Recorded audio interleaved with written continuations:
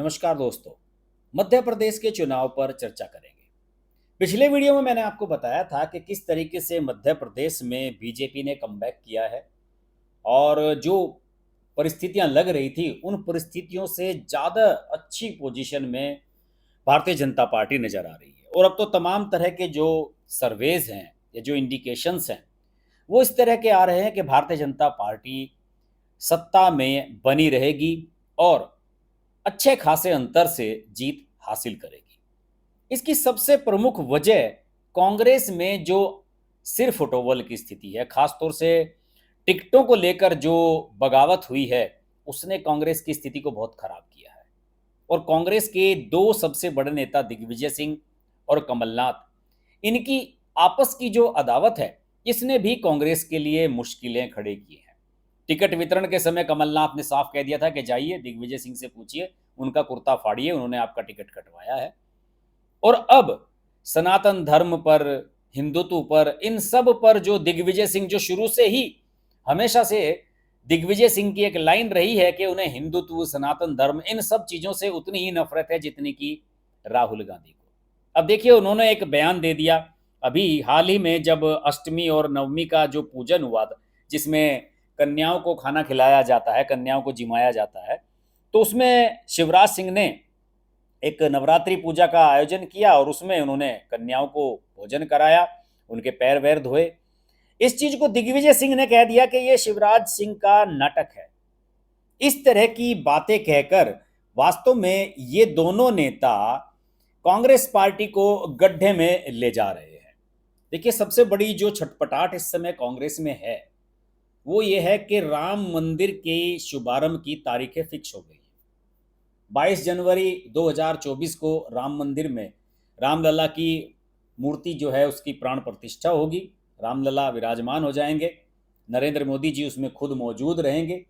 और जो एक नैरेटिव कांग्रेस और दूसरे दल बनाते रहे हैं कि मंदिर वहीं बनाएंगे लेकिन तारीख नहीं बताएंगे, अब तारीख भी बता दी गई है। ये सारी चीज़ें जो होती हुई नजर आ रही हैं, तो कांग्रेस को हिंदुत्व याद आ रहा है। कमलनाथ जो है कल छिंदवाड़ा में पर्चा भरने के लिए गए थे। वैसे तो उनकी हालत बड़ी खराब है, बताया जाता है कि 3-4 दिन से वहां पर डेरा डाले हुए थे, नुक्कड़ पर सभाएं कर रहे थे छिंदवाड़ा में, जो कि उनका गढ़ है, उनके बेटे वहां से सांसद भी हैं।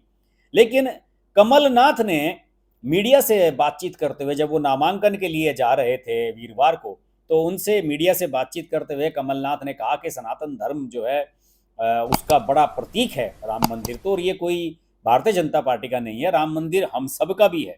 इसको उन्होंने हिंदुत्व का और सबसे बड़ा प्रतीक भी बताया।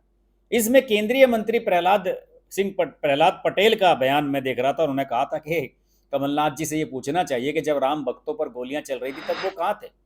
और कांग्रेस तो राम और राम सेतु के अस्तित्व पर सवाल उठाती रही है। कपिल सिब्बल ने तो पूछा था कि रामलला खुद थोड़े ही हैं जो मुकदमा लड़ने के लिए आएंगे। उनको जो प्रदेश अध्यक्ष हैं बीजेपी के वी डी शर्मा, उन्होंने भी इसकी आलोचना की है कि ये जो है कांग्रेस को अब चुनाव में हार नजर आ रही है तो उन्हें राम और मंदिर और सनातन धर्म याद आ रहे हैं। ये स्थिति उनकी है। सनातन धर्म की पिच पर कांग्रेस ने अपनी तरीके से डांस करने की भी कोशिश की है। जो इनके यहाँ के विधायक हैं, इनके जो प्रत्याशी हैं, उनके बारे में अगर मैं आपको बता लूँ, जैसे मैं भोपाल का ही उदाहरण दूं आपको, तो यहाँ के जो प्रत्याशी हैं नरेला के, भोपाल से कांग्रेस प्रत्याशी मनोज शुक्ला, उन्होंने पिछले 4 साल में 12,000 महिलाओं को गोवर्धन की यात्रा कराई। उनका लॉटरी से चयन किए जाते थे। ये क्या हिंदुत्व का ना मामला नहीं है? यहाँ क्या सनातन धर्म आपको केवल बीजेपी का ही नजर आता है, अपना नहीं नजर आता? दूसरी ओर भोपाल साउथ वेस्ट के प्रत्याशी हैं पूर्व मंत्री पीसी शर्मा, उन्होंने भी 12,000 महिलाओं को महाकाल की यात्रा कराई है। यहाँ कांग्रेस का रूप बदल जाता है। राहुल गांधी जो पूरी कांग्रेस को उसका मुस्लिमीकरण करने में लगे हुए हैं, कहीं साउथ में मुस्लिम लीग से समझौता कर रहे हैं, केरल में, असम में बदरुद्दीन अजमल की पार्टी से समझौता कर रहे हैं, पश्चिम बंगाल में फुरफुरा शरीफ वाले पीरजादा की जो पार्टी है उसके साथ समझौता कर रहे हैं।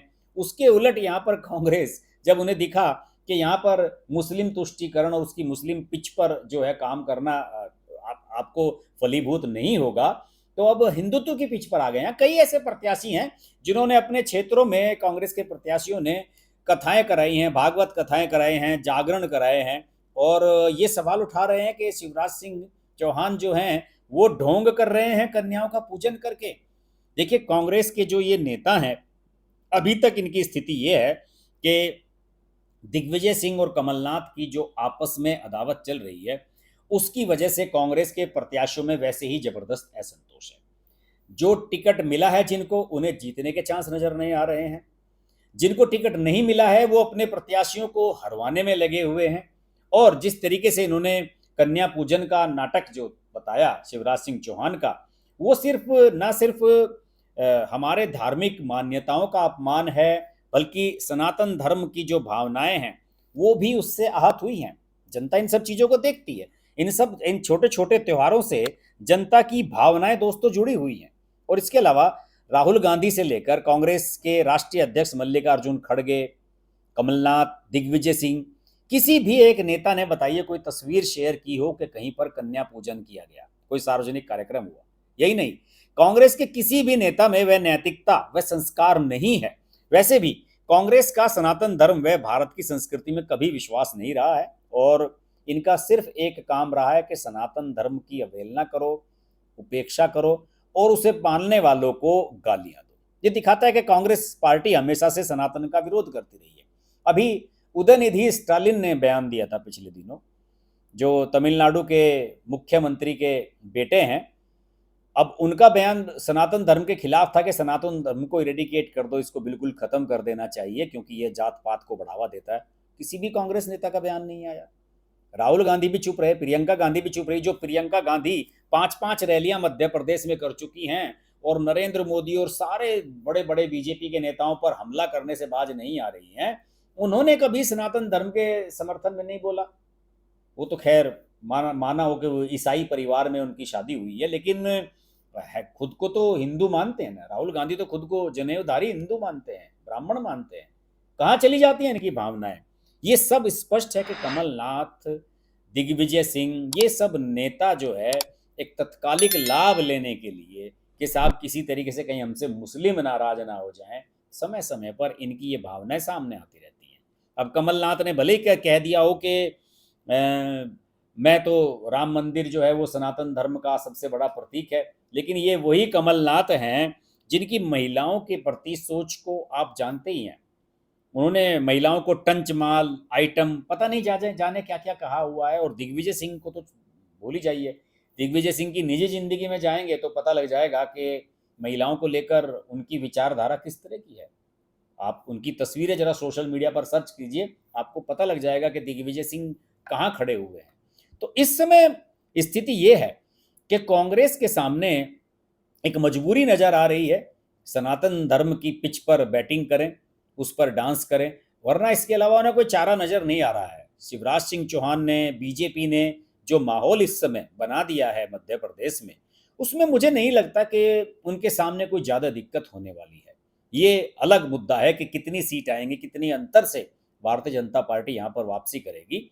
लेकिन इतना तो तय नजर आ रहा है कि भारतीय जनता पार्टी मध्य प्रदेश में फिर से सरकार बनाने जा रही है और इसमें उन्हें कोई ज़्यादा परेशानी होती हुई नज़र मुझे तो कम से कम नहीं आ रही है। बाकी रही सही कसर तो दिग्विजय सिंह और कमलनाथ की जोड़ी कर ही रही है। प्रत्यक्ष रूप से कांग्रेस के जो दोनों नेता हैं ये बीजेपी का ही फायदा कर रहे हैं इस तरह की बयानबाजी करके।